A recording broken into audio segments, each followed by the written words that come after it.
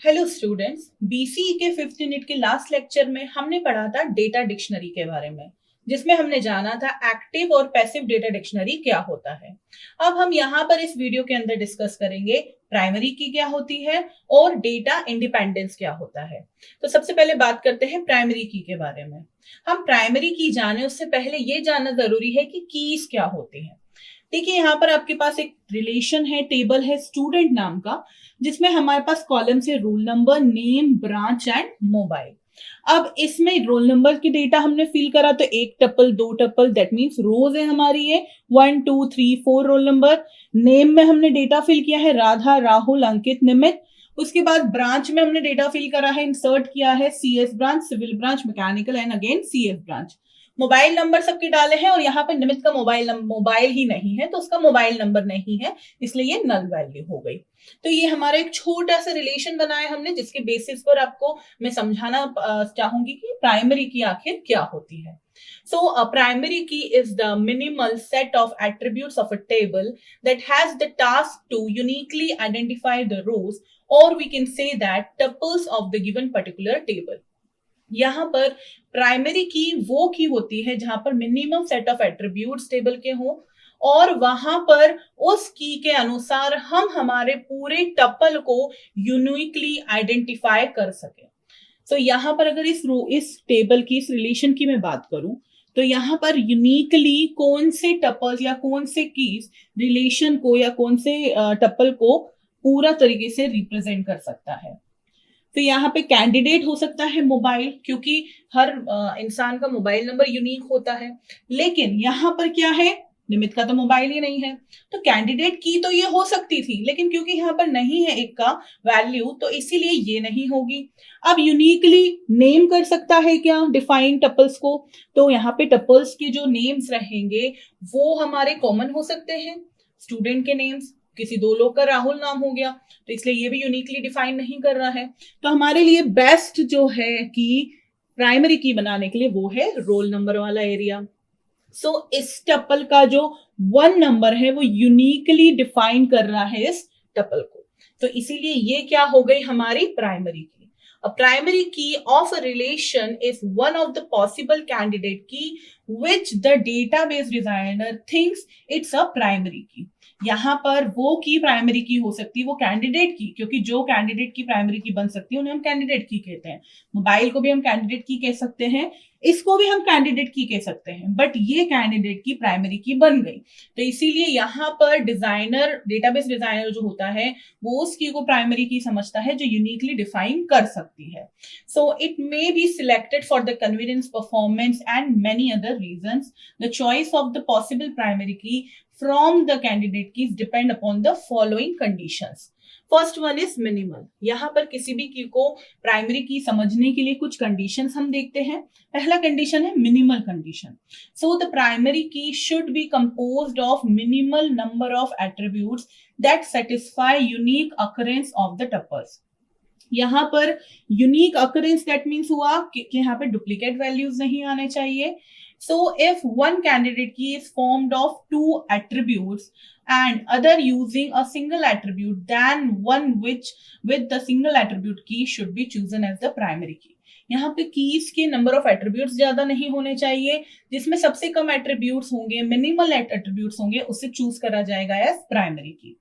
Now, accessible is the condition, next condition for the primary key. Primary key should be accessible by anyone who wants to see it. यहाँ पर इसे accessible होना चाहिए हर एक, that means अगर मैं एक और टेबल बना रही हूं और उस रिलेशन के थ्रू भी इसको मैं कनेक्ट करने की कोशिश करी तो उसके लिए भी इसे एक्सेस करना अलाउड होना चाहिए।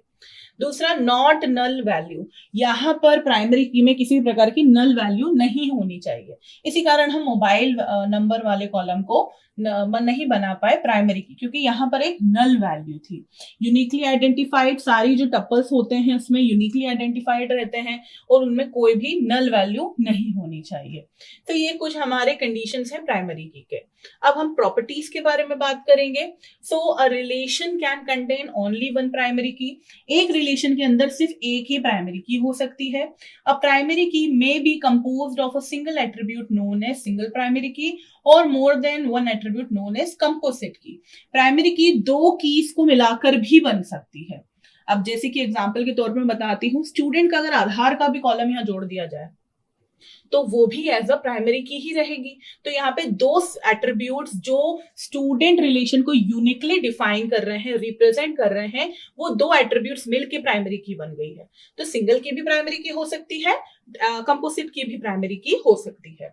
अ प्राइमरी की इज द मिनिमम सुपर की। यहाँ पे जो प्राइमरी की होती है सुपर की, मिनिमम सुपर की, दैट मीन्स यहाँ पे सबसे कम एट्रीब्यूट्स जिसमें हो। नेक्स्ट यहाँ पे होता है data values for the primary key attribute should not be null. जो डेटा यहाँ पर वैल्यू जो है हमारी, जो डेटा एंटर करा गया है वो नल नहीं होना चाहिए। Next, attributes which are part of a primary key are known as prime attributes. जो एट्रीब्यूट्स प्राइमरी की के पार्ट होते हैं उनको हम प्राइम एट्रीब्यूट्स बोलते हैं। That means this is prime attribute. Okay, primary key is also chosen for the possible candidate keys. If the primary key is made of more than one attribute, then those attributes are irreducible. यहाँ पर जो primary keys के attributes हैं उनको update करना मुश्किल रहेगा, आप उसको चेंज नहीं कर सकते हैं। दूसरी चीज, यहाँ पे पॉसिबल कैंडिडेट्स की इसमें से कोई एक प्राइमरी की चूज करी जाती है। ये थे हमारे कुछ प्रॉपर्टीज प्राइमरी की के। तो मैंने आपको यहाँ पे एक्सप्लेन किया कि प्राइमरी की रोल नंबर किस प्रकार हो सकती है। नेक्स्ट टॉपिक हम डिस्कस कर रहे हैं data independence. A major objective for the three-level architecture is to provide data independence, which means the updatation in the lower levels could not affect the upper levels of the data. यहाँ पर data independence का जो मतलब होता है, और यही main objective रहता है थ्री लेवल आर्किटेक्चर का, कि जो भी चेंजेस हमारे लोअर लेवल्स में करे गए हैं डेटाबेस के, वो चेंजेस की वजह से अफेक्ट अपर लेवल्स पे ना पड़े। So there are two kinds of data independence: logical data independence, physical data independence. Logical data independence indicates that the conceptual schema, जो हमारा conceptual logical schema है, that can be changed without affecting the existing external schema. यहाँ पे जो हमारे पास external schema है, physical schema है, उसको change करे बगैर, उस पे affect आए बगैर, हम यहाँ पे हमारे conceptual schema में changes कर सकते हैं। So the change would be absorbed by the mapping between the external and conceptual levels. यहाँ पर जो लॉजिकल इंडिपेंडेंस में हम बात कर रहे हैं लॉजिकल स्कीमा का, दैट मीन्स कंसेप्शनल स्कीमा का, वो किसी भी दो रिकॉर्ड्स के जो स्प्लिटिंग हो गई या एग्जिस्टिंग रिकॉर्ड को, एक रिकॉर्ड को दो रिकॉर्ड में स्प्लिटिंग हो गया, ये उसका बेस्ट एग्जांपल हो सकता है। नेक्स्ट हमारे पास आता है फिजिकल डेटा इंडिपेंडेंस। तो physical data independence indicates the physical change in the structures और devices without affecting the conceptual schema. यहाँ पे कंसेप्शनल स्कीमा को चेंज करे बगैर, उस पर अफेक्ट आए बगैर, लॉजिकल स्कीमा पे अफेक्ट आए बगैर, जब हम फिजिकल स्ट्रक्चर पर, स्टोरेज स्ट्रक्चर पर, डिवाइसेस में जब चेंजेस करते हैं तो वो कहलाता है फिजिकल डेटा इंडिपेंडेंस। सो यहाँ पर जो हमारा लॉजिकल डेटा इंडिपेंडेंस होता है वो थोड़ा डिफिकल्ट होता है अचीव करना rather than physical data independence, as it requires flexibility of database design and programming. So यहाँ पर जो हमारा लॉजिकल इंडिपेंडेंस होता है, डेटा इंडिपेंडेंस, उसे अचीव करना मुश्किल इसलिए होता है क्योंकि यहाँ पर हमें डील करना है डेटाबेस की डिजाइन से, तो हमें उस चीज की फ्लेक्सिबिलिटी होनी चाहिए, एक्सेसिबिलिटी होनी चाहिए। तो हमने आज की वीडियो में पढ़ा है प्राइमरी की क्या होता है, डेटा इंडिपेंडेंस क्या होता है, डेटा इंडिपेंडेंस में हमने जाना लॉजिकल इंडिपेंडेंस क्या होता है और फिजिकल इंडिपेंडेंस क्या होता है।